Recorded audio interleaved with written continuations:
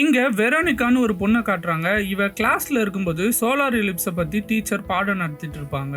இந்த சோலார் எலிப்ஸ்ல சில பேர் ஹியூமன் சாக்ரிஃபைஸ் எல்லாம் பண்ணுவாங்க அப்படின்னு எக்ஸ்பிளைன் பண்ணிட்டு இருப்பாங்க. கிளாஸ் முடிஞ்ச பிறகு எல்லாருமே ஸ்கூலோட மாடிக்கு போறாங்க. அந்த சோலார் எலிப்ஸ் இப்ப நடக்க போகுது. அதை பார்க்க எல்லாரும் ஆர்வமா போறாங்க. ஆனா இந்த வெரோனிகாவும் அவளோட ஃப்ரெண்டும் தனியா ஸ்கூல் பேஸ்மெண்ட்டுக்கு போறாங்க.